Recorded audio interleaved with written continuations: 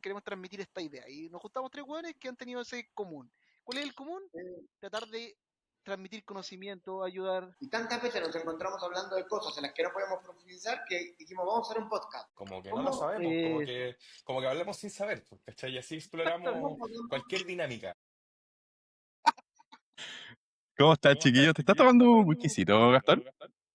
No, es una bebida energética, Mira. que tiré la bebida energética a la basura y adentro le metí whisky, pero así parece que estoy tomando bebida energética. ¿Entendés? La famosa Monster. Esa es una Monster especial como de rehabilitación para gente que hace Sí, deporte, ¿no? esta es Monster sin gas y es como un after, es para después Ok. de, Está bueno ese dato. Está bueno ese dato del after. Claro, es Oye, after desgaste, no buen... after party, ¿eh? Claro, exactamente. Qué bueno que lo mencionaste de una que hace deporte que no está carreteando. Hacemos Oye, deporte. yo creo que una muy buena introducción a hablar de rehabilitación deportiva, de alimentos de rehabilitación deportiva, porque vamos a hablar hoy día de alimentos, de alguna otra forma, directa o indirectamente. Sí, hoy tenemos un invitado de gastronomía. Perdón, vamos a decirlo ahora que no está. Igual no trabajaba en la industria de mejor parámetro de alimentación deportiva, ¿no? Estaba muy vinculado al fast food, pero bueno, ¿quién no ha sucumbido alguna vez entre algún sanguchito y papitas de alguna de estas grandes cadenas? Yo creo que habemos algunos en esta sala que personalmente hemos sucumbido harto. Oye, y además entramos en una nueva nacionalidad de invitado, ¿no? Porque no hemos tenido de la nacionalidad de Waldo aquí. Hago memoria, y creo que no hemos No, tenido no hemos tenido ningún hermano nadie, peruano en nuestro podcast. nadie de Perú, hemos tenido gente de Colombia, de Chile, de Argentina. Así que bien, ¿no? Hoy sumamos un hermano peruano a nuestro background. Y te digo algo, yo creo que tampoco hemos hablado con nadie que sea parte o que haya sido parte de una operación tan compleja como es el fast food a nivel internacional. Todo lo que tiene que ver hoy día con comida rápida o estructuras de negocios de comida son súper complejas, son muchas aristas las que están involucradas. Hace un tiempo estuvimos con nuestro amigo Dinacap, ahí me recuerdo bien el nombre, pero hablábamos de la cadena de suministro. Y cuando hablamos de fast food, hablamos realmente de una gran cadena de suministro que involucra a muchas personas, a muchos key components, como para pegarme ahí mi Spanglish clásico de mi última empresa. Pero es importante mencionarlo porque la operación es bien importante en términos de personas que se involucran. Ahora con lo que dijiste me puse a pensar y digo, casi como que en ese rubro, en el rubro de fast food, tocamos casi que todos los temas de los invitados que tuvimos, porque obviamente que hay marketing, que cuando vemos las grandes cadenas de fast food, tenemos operaciones, tenemos mucho de la parte de coaching, porque trabajas con muchísima gente y por lo general uno de los desafíos es que la industria del fast food toma muchos chicos jóvenes con muy poca formación, entonces tenés que ser casi que un mentor, un educativo ahí. Buen spot con el que entró, hablando de mentor y educativo. Buenos libros. ¿Cómo estás, Waldo? Ahí lo Hola, tenemos hola en chicos. línea. Jorge, Oscar, Gastón. Buen día. ¿Cómo va? ¿Cómo estás, Buen Waldo? día. ¿Cómo te va? Mejor imposible. Excelente escuchar eso. Eso es lo que se quiere escuchar. Muy bien. Justo estábamos haciendo un poquito nuestra intro, estábamos hablando de la industria gastronómica, de todos los desafíos, de todas las aristas que componen la industria, pero vamos a tener tiempo para entrar en cada una de esas aristas y desafíos que tiene. Así que ahora lo que te pediríamos, Waldo, es, en lo resumido, porque tienes una gran trayectoria y mucha experiencia, pero en lo resumido, una introducción. ¿Quién es Waldo? ¿Qué lo trae acá? ¿Qué experiencia tiene? Buenísimo. Bueno, antes que nada, agradecerles por esta invitación. De verdad, los felicito por este tipo de contactos que se tienen en las redes para hablar de muchos temas y que todos conozcamos y aprendamos, ¿no? Así que yo estuve viendo sus anteriores capítulos y la verdad que uno aprende mucho de estas conversaciones y de una manera amena como ustedes lo hacen. Así que felicitaciones por eso. Bueno, ¿quién soy yo? Peruano de nacimiento, 59 años, casado hace 36 años con la mujer de mi vida, con 2 hijos maravillosos, 33 años dedicado al mundo de los restaurantes, específicamente en el fast food, ¿no? En diferentes marcas, en diferentes holding gastronómicos. También fui parte de la corporación de Breaking por 5 años. con base en Buenos Aires, Argentina. Estuve también como gerente general de Burger King en Chile. He estado en varias marcas aquí en Delosie, Perú, que tiene KFC, Burger King, tiene Starbucks, tiene Chili's y otras marcas. También estuve con Alsea. En fin, un recorrido bastante agradable. Yo estudié en realidad ingeniería electrónica, nada que ver con lo que actualmente hago, pero entré hace Me 33 años. mataste con ese dato, ¿eh? Todo el mundo, todo el mundo. No me esperaba ese dato, es como ingeniería electrónica, pero podría haber dicho 50 carreras antes de que se me ocurra esa. Además, con la maravillosa carrera que tienes, no se me ocurría que tu formación era de ingeniería electrónica. Me sorprendiste. Imagínate, yo mismo me sorprendo ahora a esta altura de mi vida, no todo un inicio en la ingeniería, que era lo que me gustaba y lo que creo que tenía capacidades a dedicarme a este rubro. Pero la verdad que este rubro te enamora. Desde el primer día que entré al rubro, hice clic y me enganché. Es un rubro maravilloso y relacionado a algo básico dentro de la vida del ser humano, que es la alimentación, ¿no? Así que ya hablaremos sobre eso, pero ese soy yo, también rockero, metalero. Me gusta muchos grupos como Iron Maiden, Metallica y Megadeth, y etcétera, etcétera. Así que ese soy yo, chicos. Buenísimo, Bien, súper. Waldo. Oye, una primera pregunta, déjenme hacer la primera pregunta a mí, porque es Adelante. bien variado respecto a ser ingeniero electrónico, meterse en el mundo de la comida. Bueno, en un país como Perú, que la comida es un arte y es uno de los grandes exportadores a nivel de productos que tiene Perú también a nivel mundial. ¿Y Waldo cocina o no cocina, Waldo? Sí, sí, y yo creo que uno tiene que tener, para dedicarse a este mundo gastronómico, tiene que tener una conexión con la cocina y con la comida. Y yo la tengo desde pequeño. Mi abuela, por parte de madre, cocinaba delicioso y como yo era el último, paraba en la falda de ella y obviamente aprendía y disfrutaba de esos olores y de esos sabores. Me hacía probar la comida, yo le ayudaba a picar las verduras y qué sé yo. Entonces, sí siento que hay una conexión muy importante. Y cocino, o sea, sí me gusta cocinar, disfruto cocinar, que hago de todo, básicamente comida peruana, pero sí. Y como te digo, creo que tiene que haber esa relación muy cercana, ¿no? Para dedicarse a este rubro. No, y te lo preguntaba porque finalmente, independiente de que hayas estudiado algo que suena como muy, muy sofisticado a nivel de ingeniería, uno se da cuenta al fin y al cabo que todo tiene algo de ingeniería, sobre todo en estas cadenas rápidas que finalmente tienen ciertos layouts o formas de operar que terminen siendo eficientes. Entonces, finalmente ahí me calza perfecto que haya surgido esta simbiosis o un poco de alineación entre lo que estudiaste y lo que terminaste haciendo. Totalmente, totalmente, porque la comida se industrializa con el fast food principalmente. Entonces, el fast food se convierte en plantas productoras de comida. Y obviamente son líneas de producción, ¿no? Es más, McDonald's se basa en líneas de producción de autos y de otras líneas de producción de productos industriales y generan estas líneas y el resto de las marcas también, porque es la única manera de realmente poder generar los volúmenes que genera. McDonald's puede vender a algún restaurante al día 3.000 hamburguesas. Entonces imaginarán en un día producir 3.000 hamburguesas y que todas sepan igual, pucha, que hay mucha ingeniería detrás, ¿no? Hay mucha tecnología también. Inclusive, Waldo, una pregunta. Tú que tienes experiencia trabajando en Perú, en Chile, en Argentina, en Miami, con esta línea de producción, ¿qué se busca? ¿Que al final el producto sea como transversal en todos los países? ¿O sientes que hay una diferencia entre comer, no sé, un Burger King en Chile y comerlo en Argentina o en Perú?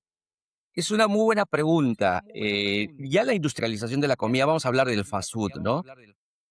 Fast food, el éxito del fast food está en el volumen y el volumen está en vender más por unidad y tener más unidades. Entonces, el gran reto se generó cuando se empezó a multiplicar la marca, a tener muchas más unidades y muchas veces fuera de la zona de control.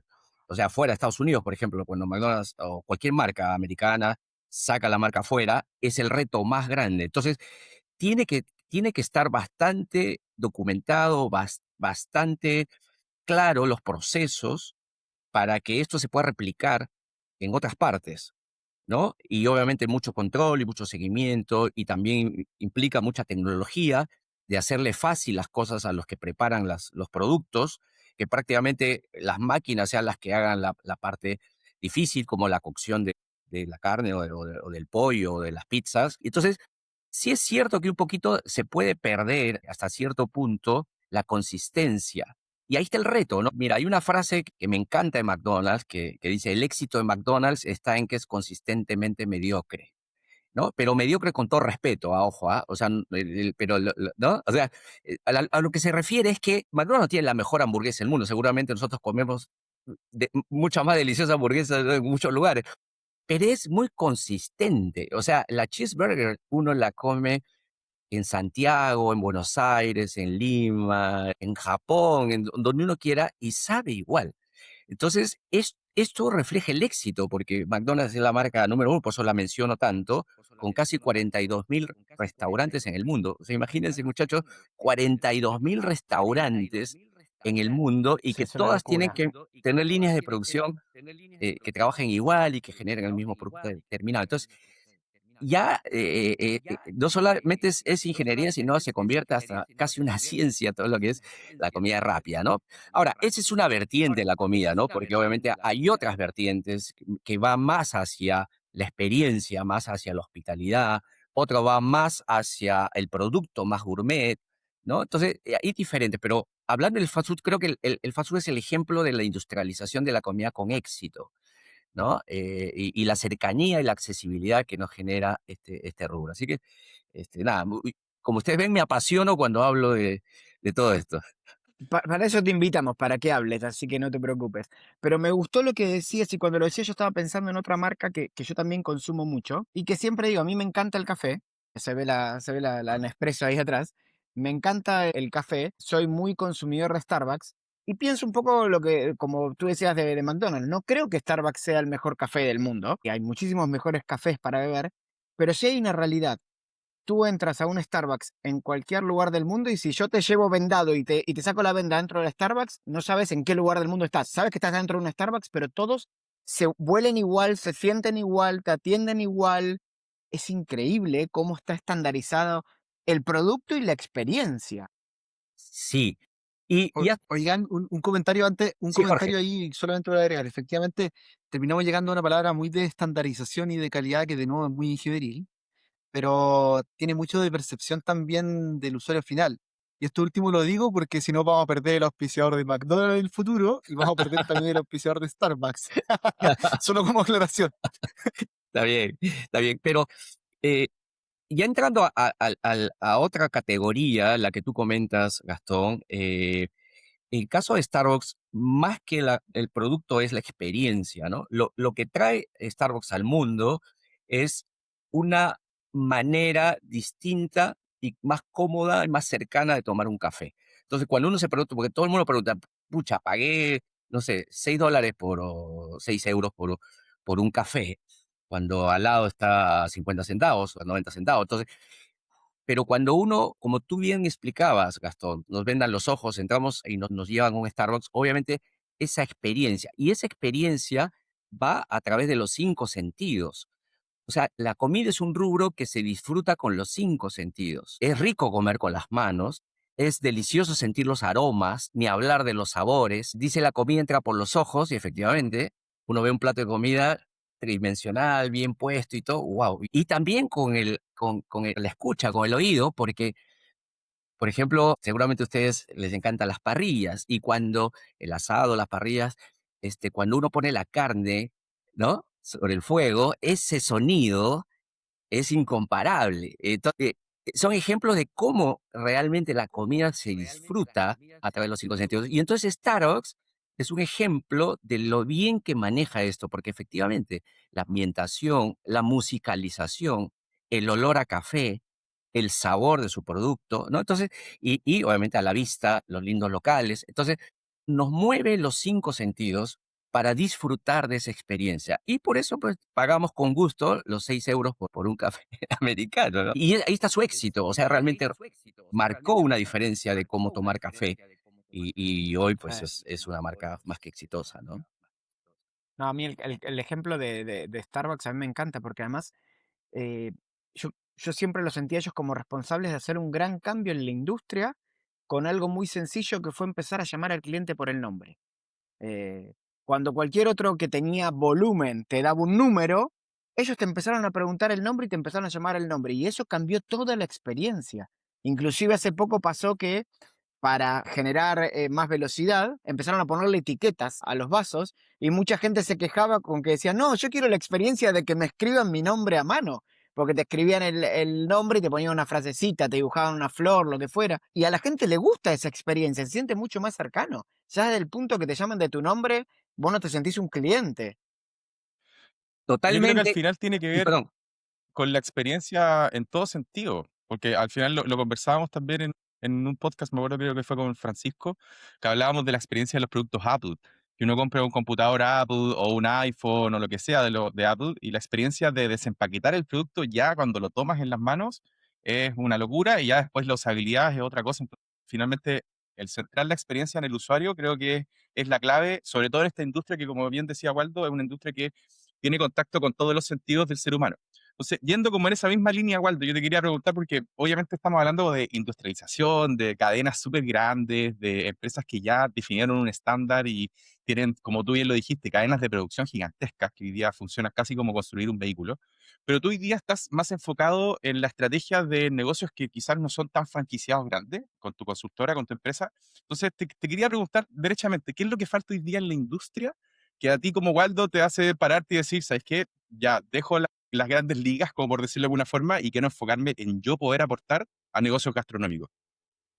mira, yo creo que hay dos grandes cosas o dos factores claves para poder no solamente comenzar, sino echar a andar y hacer crecer un proyecto gastronómico.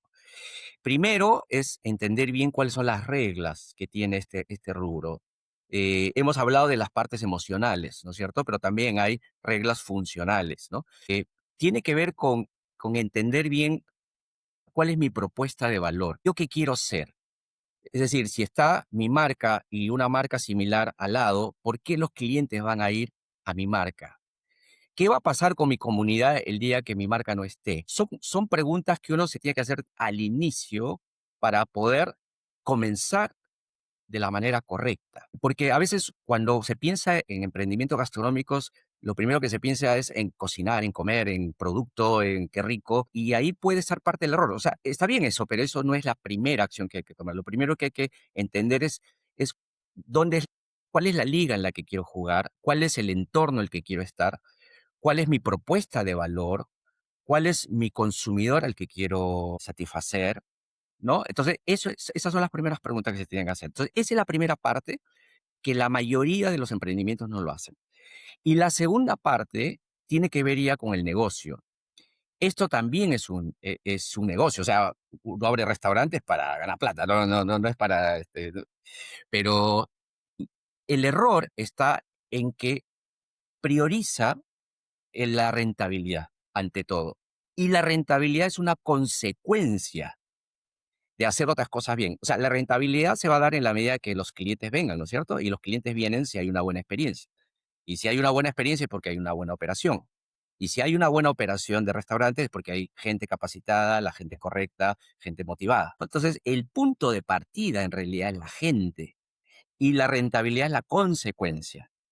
Entonces, eso que es bastante teórico y que suena fácil, muchas veces no se aplica y los inversionistas o los que deciden emprender un negocio buscan la rentabilidad. El rubro gastronómico, a diferencia de otros rubros, es un rubro en que por un buen tiempo no vas a ganar plata. O sea, tu propósito es otro. Tu propósito es ver sonrisas en la cara de tus clientes, ver que disfruta la comida, la música, la experiencia. Ese es tu propósito. La rentabilidad va a llegar, de hecho que va a llegar. Y llega y se hace, y es bueno, puede generar buena rentabilidad, pero es una consecuencia. Entonces, la base de todo esto es la gente. Y cuando digo gente, están los accionistas, están los directivos, los ejecutivos, los operadores, los chicos de tienda, los clientes, los proveedores, la comunidad. Entonces, es todo un entorno, o sea, es una comunidad, valga la redundancia, de personas que tienen que ser parte de tu proyecto, ¿no? Entonces, esas son las dos cosas que yo siempre recomiendo y efectivamente, no es que me cansé del mundo corporativo, me encanta el mundo corporativo y cada día se aprende más, pero como tú bien dices, Oscar, el enfoque de la consultora está principalmente en apoyar estos emprendimientos. Mira, aquí en el Perú, 7 de cada 10 emprendimientos gastronómicos fracasan en los primeros 2 años. Es terrible. Y solo uno logra escalar. Y entonces, aquí hay mucho potencial de comida, de producto. Hoy la comida peruana está de moda en todas partes del mundo. Entonces, todo el mundo se emociona. Sí, mira, a mí me sale muy bien esto y voy a hacer tal producto y si mezclo esto con esto, hago una fusión y ya, pero eso no funciona así, ¿no? Hay que, ¿Crees, hay que, crees tú que,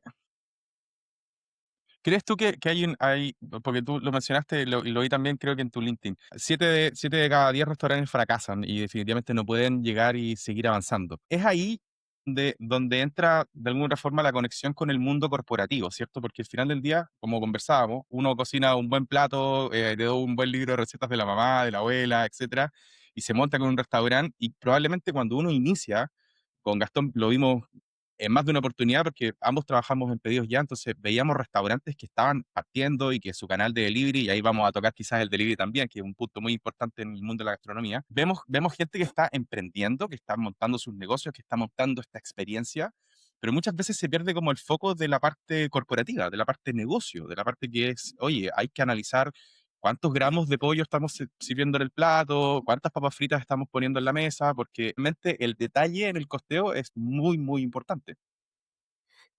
tal cual. Es muy común escuchar decir que en el rubro gastronómico el negocio se hace con centavos. Y es así. O sea, entonces, todo este tema de control, pero un control sano, no es el control de que reduzco y le doy media servilleta a cada cliente para que se limpie con la justa. No, no, no, ese no es.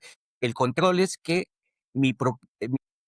todo vaya acompañado de mi propuesta de valor. Y si mi propuesta de valor requiere que le dé 5 servilletas al cliente, pues le tengo que dar 5 servilletas al cliente, pero no 6 ni 8.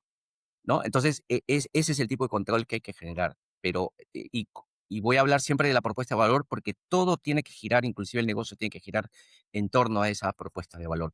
Otro error que se comete en los emprendimientos gastronómicos, me empieza a ir bien y entonces empiezo a ajustar, ¿no? Le bajo X gramos al arroz y le bajo X gramos a esto y le pongo un plato diferente para que parezca que hay más y entonces empieza a distorsionar y el cliente se da cuenta y el cliente gastronómico se queja más con los pies, es decir, no vuelve. Porque opciones de comer hay muchísimas, incluyendo la casa propia, pero claro, cada vez es más difícil porque las casas o los departamentos ahora son más pequeños y ya las cocinas son más chicas, no hay tiempo para cocinar y entonces esto también abre una posibilidad enorme a los emprendimientos gastronómicos, pero hay que lograr esa conexión con el cliente y con las generaciones, porque mi generación, obviamente la expectativa con la comida era distinta a la generación de mis hijos, por ejemplo, ¿no? O a mi abuela. Mi abuela nunca comió una hamburguesa porque decía que eso era comida para los perritos, ¿no? Porque carne molida para ella era un pecado mortal, ¿no? La carne se come en bife, ¿no? Pero no molida. O sea, y hoy no, hoy la carne molida pues es una delicia y en fin. Entonces, también hay que entender bien cómo los mercados se van moviendo. Y lo que tú decías, Gastón, efectivamente, también las marcas que crecen tanto se tienen que adaptar a las realidades de cada país o de cada región, ¿no?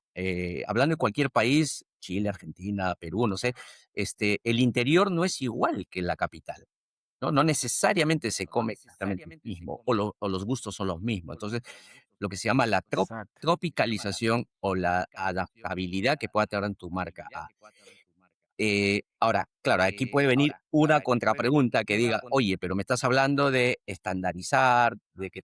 Entonces, aquí el tema es que esa tropicalización tiene que ser no más del 20% de tu propuesta de valor, ¿ok? Sí tienes que mantener por lo menos un 80 o mínimo 70% de lo que se llama el producto core. Tus productos core, porque si empiezas a tropicalizar más, entonces ya generas otra marca, otra propuesta de valor, es otra cosa, es otro negocio. Entonces, la Claro. tropicalización es importante, pero en una proporción muy pequeña. Me acuerdo acá hay algo muy divertido que yo he trabajado con todos los que estamos aquí, con Jorge y Oscar, que compartimos en Falabella. Además, con Oscar no coincidimos, pero ambos tuvimos un paso por pedido ya. Y con Waldo yo tuve el placer de trabajar un tiempo en KFC en De Gaza, Chile. Y recién cuando dijiste algo se me escapó una sonrisa porque me acuerdo que fue una de las primeras cosas que te escuché y dije, por fin se lo escucho decir a alguien, que era que el costo era un resultado, no era el camino. Vamos a llegar a tener los marques que tenemos que tener como resultado de, no porque empiece apretando. Y nosotros trabajamos en una industria que, como dice Waldo, era de a centavos y muchos pensaban que era como, bueno, yo aprieto todo, reduzco las porciones y ahí soy rentable. Y nosotros era como pensar al revés, era como, no, yo atiendo bien, vendo bien y como resultado, después paso a ser rentable. Pero me acuerdo también de esa época, hablando, o sea, llevándolo a lo que tú decías recién, me acuerdo que yo estaba en KFC cuando también se lanzaba KFC en Argentina y una de las primeras cosas que se notó dentro del grupo, ese grupo era de Gaza, era por ejemplo la diferencia de consumo de palta entre un país y el otro. El sándwich que se le decía italiano en Chile era el más vendido y en Argentina no era el más vendido el italiano. Entonces ahí viene lo que decía Waldo, si bien estábamos hablando de un sándwich de pollo frito estandarizado que se vendía con el mismo pollo, con el mismo empanizado, todo, pero el consumo de palta en Chile que en Argentina es muy diferente. Ahí como digo yo, se va haciendo la adaptación al mercado local. Me imagino que muchas recetas para un mercado como el mexicano, por ejemplo, se les debe agregar un toque picante. Ahora, como dice Waldo también, claro, cierto porcentaje para no alterar todo el producto, pero lo que para en Chile puede ser un pollo picante o en Argentina puede ser un pollo picante, para el mexicano de picante no tiene nada. Entonces, siempre está esa De hecho, pequeña conversión. En Ecuador te sirven McDonald's con porotos, con legumbres. Te ponen legumbres en el plato. Es una locura que uno dice, pero ¿cómo voy a comer legumbres con con una cheeseburger? Ya, ahí está. Porque es parte de la cultura, básicamente. Es parte de la adaptabilidad que tienen Increíble. que tener las marcas, ¿no? Sí, claro, definitivamente. Oye, Waldo, y ya que hemos mencionado ya en repetidas oportunidades el famoso delivery. Porque el delivery hoy día yo lo veo como desde afuera y digo, ya, el delivery es una muy buena forma de los restaurantes adquirir clientes y empezar a hacerse conocidos, porque obviamente es un marketplace donde hay muchísima gente dando vueltas. Pero ahí hay un punto bien complejo para los dueños de restaurantes y de franquicias también, porque se incorpora un nuevo, ya no es nuevo, ya tiene mucho tiempo en el mercado, pero se incorpora un componente que es muy importante, pero a la vez es muy costoso. ¿Cómo ves tú el impacto que ha tenido el delivery en el mundo gastronómico? ¿Cómo lo ves para adelante? Porque en Europa, de hecho, hace poco creo que salió una empresa que está tratando como de darle la vuelta al delivery para poder resolver esto que al final del día como que hace sangrar al mundo gastronómico. Sí, el delivery vino a cambiar hasta cierto punto el mundo gastronómico, como bien dices. Esto se acentúa con dos efectos importantes y lo voy a mencionar en orden cronológico, ¿no? La aparición de los agregadores que empiezan a romper los esquemas tradicionales de las ventas a domicilio, ¿no? Donde eran pequeñas, donde yo tenía que llamar a un número o entrar a una app de una marca. Entonces yo tenía si comía 5 marcas, tenía que tener 5 apps o 5 teléfonos anotados en la nevera, ¿no? Para poder hacer un consumo del delivery. Y para los restaurantes el delivery puede ser una parte no tan importante en la mayoría de las marcas, ¿no? Era un canal relativamente pequeño.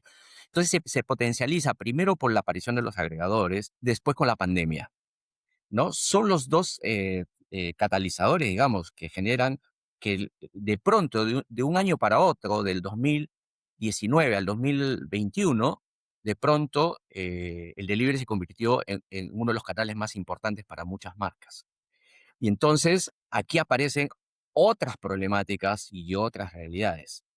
Por ejemplo, cuando yo voy a comprar a un restaurante, sea fast food o casual, me siento, qué sé yo, no estoy con el cronómetro, salvo que esté en hora de refrigerio del trabajo, pero digamos, en el 95% de los casos no estoy tan pegado al cronómetro. Entonces, si se demora un poquito más, se demora un poquito menos, salvo que sea muy exagerada la demora. En el delivery no. El delivery tiene un efecto hasta psicológico. Los expertos dicen que la sensación de hambre, esa sensación como en dibujos animados, el lobito le sale, ¿no? Cuando se quiere comer a la oveja, esa sensación de hambre dura 20 minutos. Entonces, si yo me antojo de una hamburguesa, ya que estamos hablando de hamburguesa, entonces, wow, ya, mi marca favorita es tal, listo. pico en el agregador o en el app o qué sé yo. Y entonces lo ideal es que esa hamburguesa llegue dentro de los 20 minutos. Cuando llega dentro de los 20 minutos, mi percepción va a ser espectacular y otra, ¿no? En el delivery sí voy a estar un poquito más pendiente del reloj, ¿no? Ya porque por eso es que inclusive la mayoría dice tu pedido llegará aproximadamente a tal hora o dentro de tantos minutos, ¿no? Entonces, Y porque ahí hay se una... desata, perdón, Waldo, pero ahí se desata otro segundo efecto encima, porque muchos buscan una promesa de tiempo bien rápida para activar eso que tú dices, ¿no? El que cuando yo lo vea diga, esta hamburguesa me va a llegar en 15 minutos y no en 25, por ejemplo. Pero después hay un segundo efecto psicológico, que para el cliente es mejor experiencia pedir en un lugar de 25 que entregue en 24 que pedir en uno de 15 que entregue en 17. Exactamente. Entonces, Porque vos te seteás ese tiempo y decís, bueno, a esta hora yo voy a tener el sándwich frente a mí. Y después si no lo tengo, hay una desilusión. Entonces está la trampa entre qué hago, pongo un tiempo bajo para vender más, pero si después no lo cumplo, le rompo el corazón al cliente, o pongo un tiempo un poco más alto para siempre cumplir con la expectativa del cliente, pero sé que va a haber gente que no me va a pedir porque ese tiempo le va a parecer mucho. totalmente. Y eso que estamos hablando es la psicología de colas que le llamó un especialista. Y es porque en la tienda, ya que me entregan después de 20 minutos una hamburguesa, definitivamente no vuelvo, ¿no? Y obviamente eso es muy malo. En cambio, en el delivery, que me lo entreguen en 3 minutos es imposible. Y es ahí donde obviamente ya estoy al borde de los 20 minutos, que es mi tiempo natural de querer saciar mi antojo. Y entonces sí estoy más pendiente del tiempo. Entonces, el tiempo de servicio se convierte en un driver clave en el delivery. Clave. Por eso es que inclusive aparece el turbo en uno de los agregadores. Productos que te llegan en máximo 10 minutos. Inclusive hay cadenas de hamburguesas que están en turbo, pero claro, no te ponen la carta completa. Te ponen obviamente las hamburguesas que más rápido las pueden preparar y enviar, pero para el Claro. cliente es suficiente. De repente, no me voy a comer la hamburguesa especial que me encanta, pero me voy a comer igual una buena hamburguesa y en 10 minutos, que es lo que en este momento priorizo. Entonces, el delivery tiene ese driver muy importante que es el tiempo. Aparece otro driver que es la exactitud de la orden. Normalmente eso no pasaba en el servicio al comedor y si pasaba era muy fácil resolverlo. Entonces, si me entregaban una bandeja y le faltaba, pedí 3 papas y vienen 2 papas, entonces le digo, señorita, aquí falta una papa. Ah, checa el ticket y sí, falta una papa y me la ponía y no pasaba nada. A lo más me decía 1000 disculpas y otras marcas de repente hasta me regalaban una papita más, ¿no? O sea, Sí, era inclusive te digo, te la había pedido sin tomate, entonces la chica lo abre, pum, la tira, 2 minutos te pasa una hamburguesa nueva y me llegó la que yo quería que era sin tomate. exactamente, y inclusive para ti es wow, ¿qué tal servicio, no? En el delivery no puedes hacer eso. Entonces, si pediste 3 papas y te llegó 2, uno de los 3 se va a quedar sin comer papas o los 3 vamos a comer menos papas, ¿no? Entonces, ya genera otro tipo de problema. Y así si yo reclame y la marca a la que reclame sea muy eficiente, posiblemente se va a tardar otros 10 o 12 minutos para enviarme la papa en el mejor de los casos. Y ya pues me malogró la reunión. Si estamos los 4 reunidos y no llega una papa, pucha, ya que lleguen 15 minutos la papa ya valoró, pues porque si ahorita vamos a comer y si espero 15 minutos las hamburguesas se van a enfriar. Entonces, y la exactitud de la orden se convierte en otro driver crítico. Y el tercer, te diría, driver, más que crítico, importante, es el empaque, el packaging. Porque el empaque, lo primero que tiene que lograr el empaque es transmitir tu propuesta de valor, tu marca. Entonces, acuérdense que hablábamos que el producto ingresa por los ojos y eso en el delivery empieza en el empaque. Lo primero que veo No, me estoy acordando de lo que mencionó Oscar antes de Mac. Mac tiene eso en el empaque. Cuando vos llegás a tu casa con la computadora y sacás la caja es bonita, viene bien presentada, es toda una experiencia hacer, como, De hecho, como cuando dice la vas a la tienda juventud a hoy, comprar. el unboxing es toda exacto. una experiencia. Y en la Y empieza gastronomía cuando hay vas que a comprarlo conseguir a la eso. tienda. Sí, Hay Así pero con como el se hace, varias packaging. capas de experiencia. sí, pero se hace más crítico el delivery. ¿Por qué? Porque el empaque también tiene que aguantar o mantener la calidad del producto, ¿no? La temperatura, la humedad, o sea, el que no se vaya a secar. Las papas, por ejemplo, normalmente las papas cuando uno come en delivery no están tan crocantes como cuando, ¿no? Entonces, hoy el Yo gran me reto, acuerdo de eso, me acuerdo de la papa frita. La papa frita era como todo lo contrario a un producto deliveriable. La papa frita es genial cuando la sacan de la freidora y te la ponen de la comes ahí. Ya cuando la metiste en una caja, por más que el empaque sea bueno y todo, se genera una humedad, la papa se pone un poco latiguda y al final uno de los placeres del fast food, que es la papa frita, cuando uno lo piensa, si lo tiene que pensar fríamente, no es un producto deliveriable, no fue concebida para el delivery. Hay un Así gran es, desafío en que la papa llegue con una buena calidad al domicilio. así es. Y ahí viene la biotecnología, ¿no? Entonces, la papa, por ejemplo, la papa que se usa para el fast food es una papa genéticamente desarrollada, no es una papa que existía antes.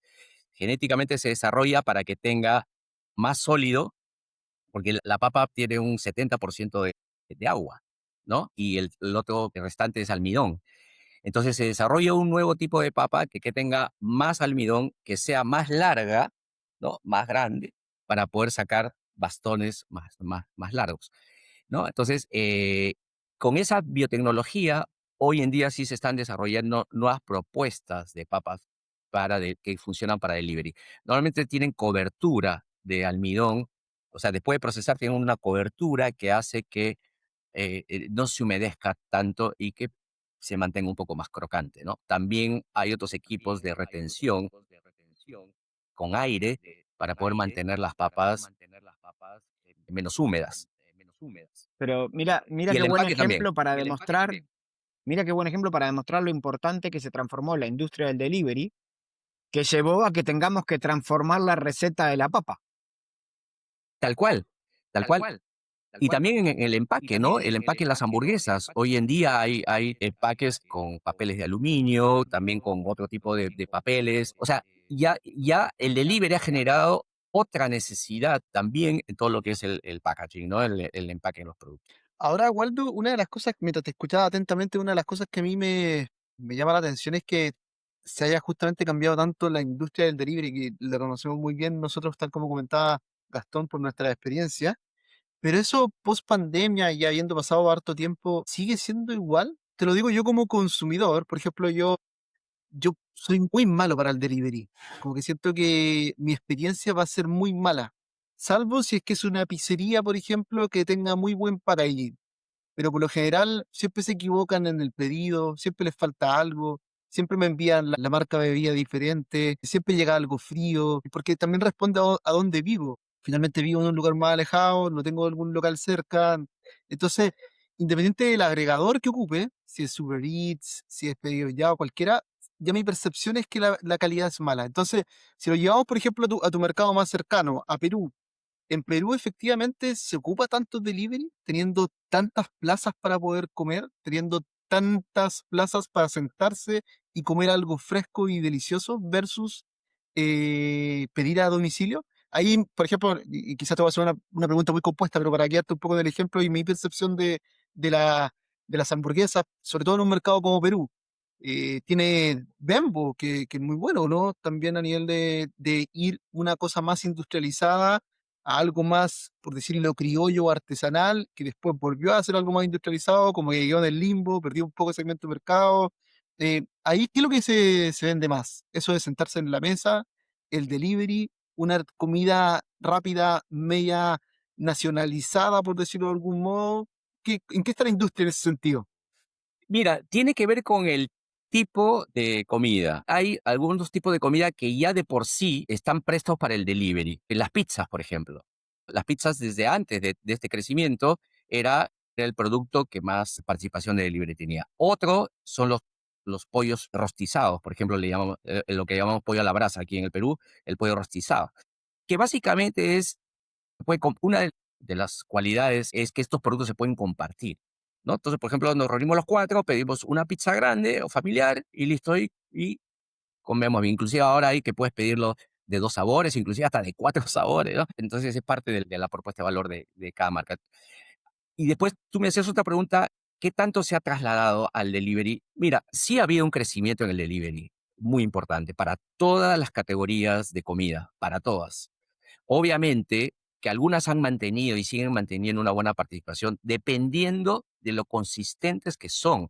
Lo que tú mencionabas, Jorge, o sea, tú ya no pides porque te llega tarde, no te llega bien, se equivoca, pero ese es un tema de operación, ese es un tema, ¿no?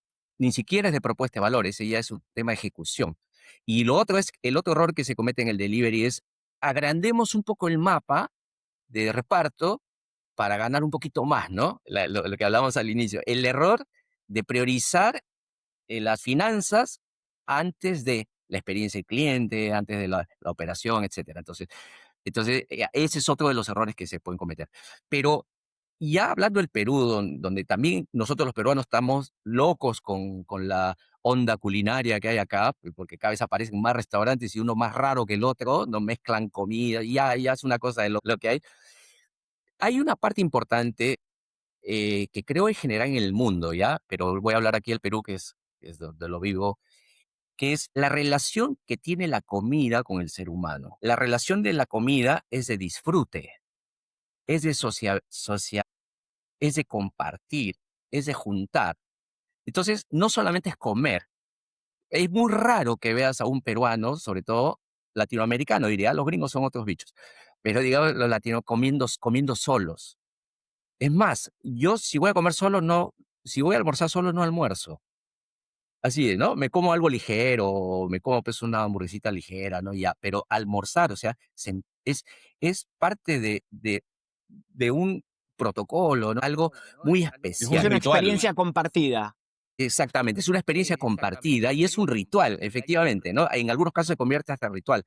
Y esto pasa también en Argentina. Por ejemplo, yo veía que los domingos se juntaba en la casa de la nona a toda la familia y la nona normalmente cocinaba y preparaba las pastas y todo lo demás, ¿no? Y también pasa, lo viví en Chile, con las parrillas, los asados, nos juntábamos. Entonces, por eso digo los latinoamericanos, y también lo he visto mucho en Centroamérica, los latinoamericanos sobre todo disfrutamos la comida, ¿no? Entonces, eso hace que aquí en el Perú al menos, va a ser muy difícil que desaparezca el consumo en el comedor, en el salón. Tiene que ser, porque es parte de, ¿no? Es parte de. Pero claro, el delivery, y a lo que preguntabas, Oscar, sí se está convirtiendo. Ahora, el delivery post pandemia, tuvo un pico, perdón que creo que en Chile no se puede mencionar, tuvo un hipo de participación y de ahí empieza a caer. Claro, de donde estaba, está más arriba, obviamente, ¿no? Pero depende de las marcas y los momentos, porque el delivery también es para ciertos momentos. Cuando voy a ver una película, ahora que viene el mundial, se imaginarán que los deliveries van a rayar, como decimos aquí. Y fíjate que se están aumentando mucho, incluso en Latinoamérica, el ver el show de entretiempo del fútbol americano, y eso ha aumentado incluso un consumo que es muy americano en el fondo del norte, entre México y Estados Unidos, que es la alita de pollo, que se está aumentando mucho el consumo también en Latinoamérica. Ahí hay varios puntos que son relevantes de mirar a la hora de proyectar también el mercado y los eventos. Sí, y esto del entretiempo, por ahí algunos expertos dicen que ha sido para generar más negocio. O sea, y yo creo que sí, sobre todo en la comida y las bebidas, ¿no? Y todo lo que sea snacks, o sea, y como compartir pizzas, pollos rostizados, pollo frito, ¿no? Y las hamburguesas también, porque si bien es cierto, yo no puedo pedir una hamburguesa para partir entre cuatro, pero sí puedo pedir cuatro diferentes hamburguesas que nos gustan y el tiempo de espera y los precios y todo es más o menos lo mismo. Entonces, sí, muchas categorías. Ahora, lo que sí es difícil para el delivery en una ocasión como lo que estamos hablando entre tiempo del fútbol es pedirme, pues, no sé, a un restaurante gourmet, ¿no? Cuando yo hago un pedido de delivery a un restaurante gourmet, que obviamente ya es para otro momento, ¿no? Donde vamos a hacer una mesa, nos vamos a sentar, vamos a celebrar algo, o sea, es otra ocasión. Entonces, los operadores gastronómicos tienen que entender esas ocasiones de consumo para ver cómo sacar el mayor provecho y también los canales. ¿Cuándo hay que meterle más al delivery? ¿Cuándo hay que meterle más al comedor? ¿Cuándo hay que meterle más al llevar? ¿Cuándo hay que meterle más al auto rápido? Entonces, ese es el arte de gestionar este mundo gastronómico, ¿no? Me acuerdo mi época en las operaciones gastronómicas, que uno de los desafíos era que se le diera importancia, por decirlo de alguna forma, al cliente digital, al cliente de plataforma. ¿Por qué? Porque al final el local decía, yo tengo 2 clientes, tengo uno que lo tengo acá, frente a mí en el mostrador, con un número que pagó, y tengo otro que para ellos era un papel que había salido en la etiquetera. Y el papel en la etiquetera no reclama. Así El es. cliente en el mostrador sí le veo la cara y sí está ahí ansioso. Entonces, ¿qué pasaba? Atendía mostrador, mostrador, mostrador y se acumulaban los papeles en la etiquetera. Entonces, después empezaba la demora de delivery. Entonces, había todo un tema, inclusive muchas cadenas para colaborar de alguna forma con ese problema, empezaron a usar el concepto de las dark kitchen, de decir, ¿sabes qué? Voy a poner una cocina exclusiva solo para delivery y entonces ahí la prioridad es el delivery, porque era difícil que se priorice el delivery dentro de la tienda física. Por esto que digo, ¿no? La presión la tengo con el cliente que está ahí con cara de hambre en el mostrador, el papel no se queja, entonces dejo el papel esperando. El delivery es todo un mundo dentro de la gastronomía que vuelve a ser todo un universo. Sí, sí, efectivamente.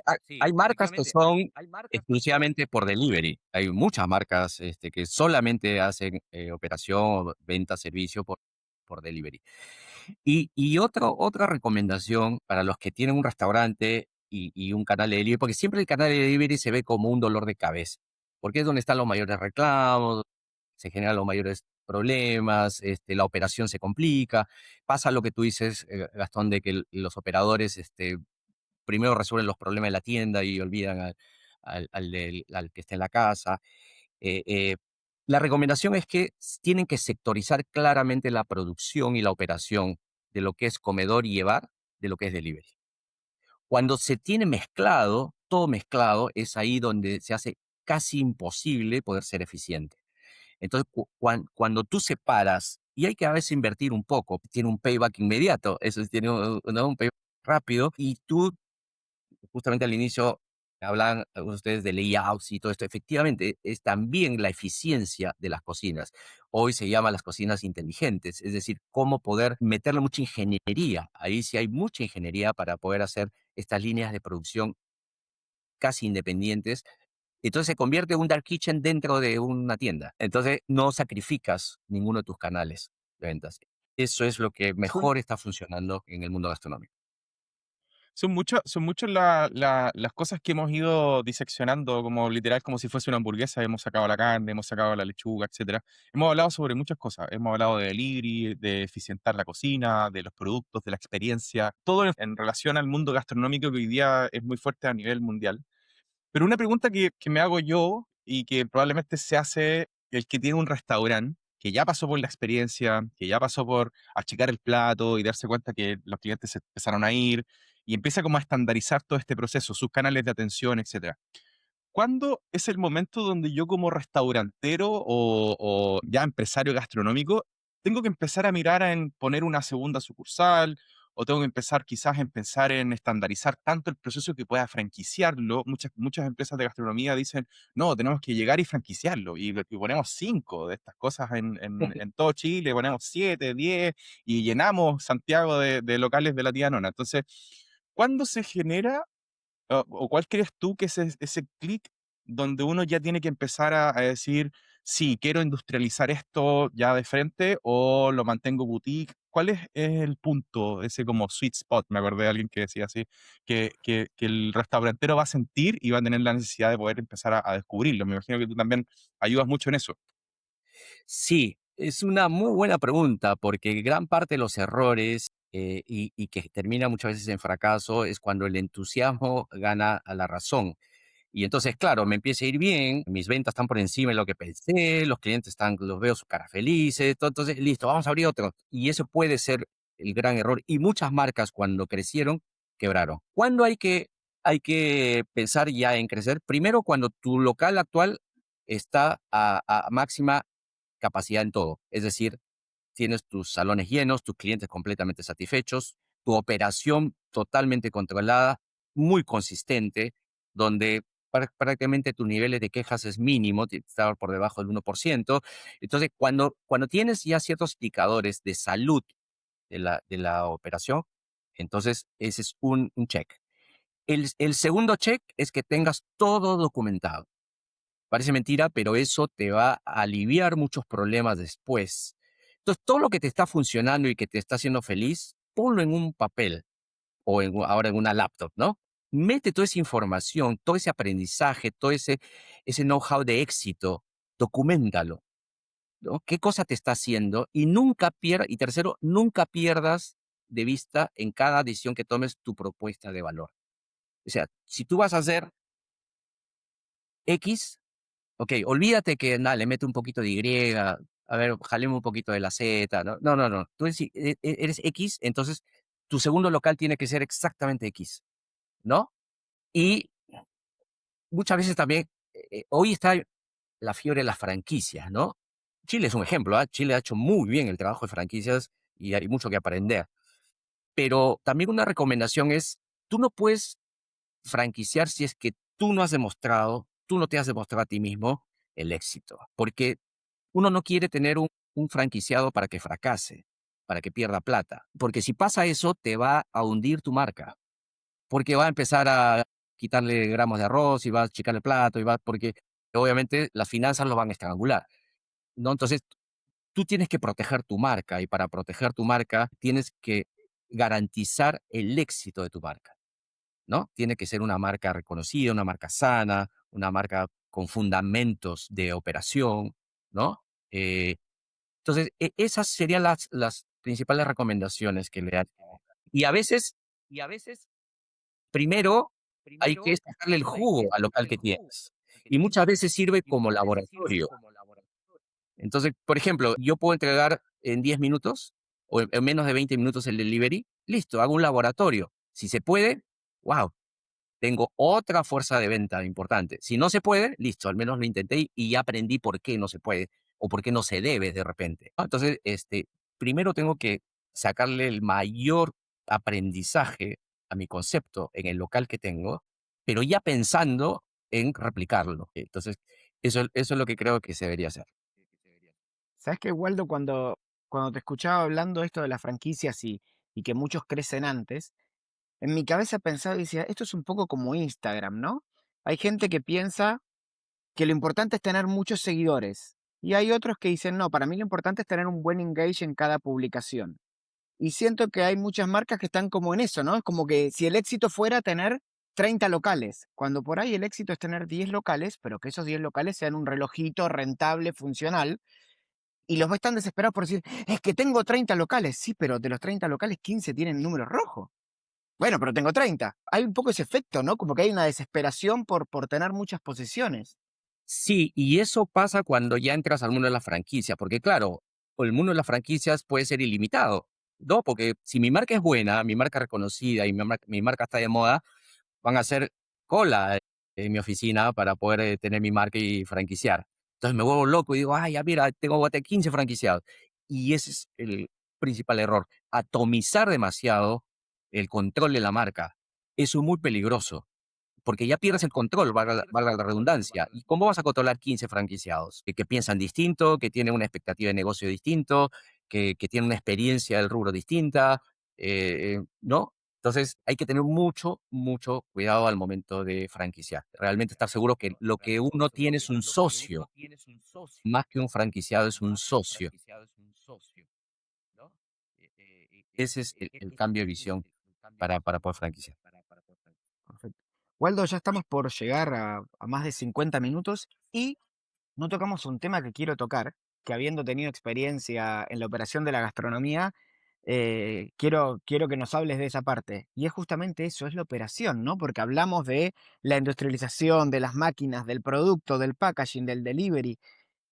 Pero al final, uno de los grandes dolores que yo veía en la operación gastronómica es que tienes una operación muy grande, muchas marcas de estas por ahí tienen 50 locales, por lo cual tienes una plantilla de más de 2.000 empleados, y de esos 2.000 empleados, muchos de esos empleados son como su primer trabajo, bastante inexpertos, entonces tienes una masa grande y difícil de llevar. Entonces, ¿cómo se aplica o cómo funciona ese volumen de empleados para que funcionen con una dinámica que permita escalar, que permita funcionar? ¿Cómo los coacheas? ¿Cómo dinamizas? ¿Cómo explotas a gente que por ahí, como decimos, es su primer trabajo y muchas veces por un tema generacional a la oposición, además ni siquiera tienen ganas de estar ahí? Es como, estoy acá porque en mi casa me dijeron que me pagan la universidad si trabajo medio turno, o porque tengo una necesidad, pero soy joven y me gustaría no estar haciendo esto. Entonces, tienes ahí un gran escollo que hay que hacerlo funcionar dentro de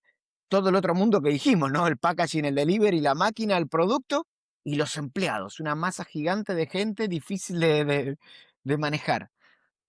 Sí, estás tocando el tema core, el tema más complejo del rubro gastronómico, que es la operación, la ejecución y la consistencia de la operación. Y la base de la operación está primero en procesos, en realidad segundo en procesos y primero en la gente. Esa es la parte más sensible. Pero menciono procesos primero porque hay que hacerle la vida muy fácil a los chicos.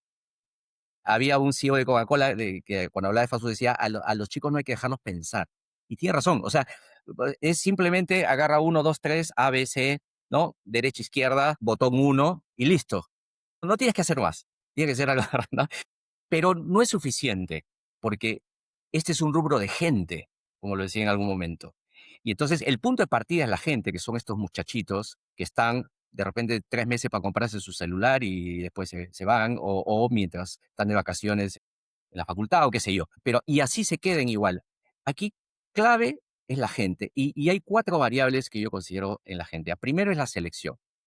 Entonces, cuando digo el reclutamiento y selección de los chicos, a veces hay empresas que han cometido el error, no, vamos a traer chicos que están terminando la universidad y todos a los 3 días se le fueron, ¿no? Entonces, tienes que entender bien cuál es el perfil de chicos que necesitas para las diferentes posiciones que tiene tu marca, ¿no? Si es mesero, si es empacador, si es delivery, no sé, para cada uno. Entonces, lo primero es selección. Segundo es el entrenamiento. Y el entrenamiento tiene que ser fácil de aprender. Los chicos tienen que naturalmente, botón 1 y 2, no que sea botón 4 raíz cuadrada de 1, no, 1 y 2 y listo, 1 y 2 lo aprenden acá, ¿no? El entrenamiento. Tercero, la línea de desarrollo. La retención en este rubro se da en la medida que los chicos sientan que van a crecer, van a aprender, van a ser mejores. Esa es la línea de carrera. Un En buen la ejemplo de eso es cuarta, McDonald's, ¿cierto? sí, claro. McDonald's tiene una escuela de desarrollo de su gente y desde el primer día le dan toda esta ruta, toda esa información. Y la cuarta variable es la motivación, que los chicos trabajen felices. Los expertos dicen que una persona altamente motivada puede mejorar hasta en 60% su productividad. Entonces, esas 4 variables son claves en el tema de gente y hay algo que agrupa todo eso, que es el propósito. ¿Se acuerdan que al inicio hablaba de propuesta de valor, pero también decía el propósito? ¿Por qué mi marca? ¿Cuál es su propósito? ¿Por qué es importante en la comunidad? ¿O por qué es importante dónde va a estar? Cuando así sean chicos de esta generación o chicos muy jóvenes, cuando los chicos sienten un propósito, el por qué hay que hacer, para qué hay que hacer las cosas, más que por qué, el para qué hay que hacer las cosas, o para quién hay que hacer las cosas, entonces eso cambia la forma de trabajo de los chicos. Entonces, son esas 4 variables, ¿no? Reclutamiento, selección, entrenamiento y capacitación, línea de carrera y desarrollo, y motivación y trabajar feliz, y todo eso agrupado en lo que es el propósito de la compañía. El para qué estoy aquí. Que no es para comprarme el celular. Eso de repente es el por qué. El para qué. Es para ver esa abuelita que vino a celebrar sus 80 años al restaurante. Y que el plato que estoy preparando o yo el mozo que lo estoy atendiendo, voy a generar algún momento trascendental y de felicidad a esa señora de 80 años. ¿Me entiendes? Cuando hay un propósito, porque la cocina, la comida es un acto de amor. La mamá nos cocinaba no porque le encante y la abuela cocinaba, no porque está aburrida. Y está comprobado que cuando uno cocina con amor, la comida sale mejor, sale mucho más deliciosa porque uno realmente entrega más que ingredientes, ¿no? En un plato, entrega el amor. Entonces, cuando ese propósito va relacionado a ello, a hacer felices a las personas que van a tu restaurante, sea cual sea el giro, entonces esa forma de trabajo cambia y esa cultura de trabajo en tu restaurante, en tu organización, cambia y obviamente logras esa consistencia operativa y logras esa felicidad y esos momentos mágicos en tus clientes. Buenísimo escucharte. Me recordó cuando trabajábamos juntos y creo que una de las cosas que más admiré de ti, y en algún momento te lo he dicho personalmente, inclusive recuerdo que alguna vez también hasta te dediqué un posteo de LinkedIn, porque para mí fue todo un honor trabajar con Waldo, es que Waldo tiene ese estilo de liderazgo que es desde el ejemplo, y que es una persona que, como se dice en mi país, que soporta el cassette. Que no, vos lo vas a escuchar que te diga una cosa y después haga otra, te dice hoy algo y después no, Waldo tiene una filosofía clarísima, la mantiene en el tiempo, la vive, la comparte, la enseña, y creo que eso es tal vez la forma más fácil de liderar desde lo teórico, pero la más difícil desde lo práctico. Así que como siempre me encanta escucharte. Yo de mi parte, como diría el abogado, no más preguntas, señor juez. Ya te llevé a lo más difícil para mí, que era la operación. Así que le cedo el micrófono ahí a Jorgito, a Oscar, para que lo ataquen por última vez a Waldo. No, a mí me queda claro tu perfil, Waldo. Me gustó mucho la conversación. Se nota que tienes una visión estratégica de los negocios. Puedes ir yendo a distintas capas del negocio y justamente complementas con lo que te dice Gastón, que tiene mucha experiencia también en todo ese ámbito. Yo me llevo a algo que me gustó mucho, que es algo que quizá olvidamos con el fast food, que es el sentido de la comida o la relación que tienen las personas con la comida. Tengo un amigo que es pakistaní, o no recuerdo la nacionalidad, no lo voy a nombrar porque me va a matar, pero él tiene justamente una mirada del cómo se relaciona uno con la comida, cómo la tiene que disfrutar, cómo que tiene que utilizar todos sus sentidos, el cómo tiene que agradecer que está comiendo. Y yo creo que me llevo ese mensaje que dijiste por ahí respecto a la relación que tienen las personas con la comida. Y siempre que terminamos, dejamos que el invitado, que es nuestro experto, quien nos transmite su experiencia, y nosotros valoramos mucho eso, y de hecho te agradecemos bastante por estar aquí.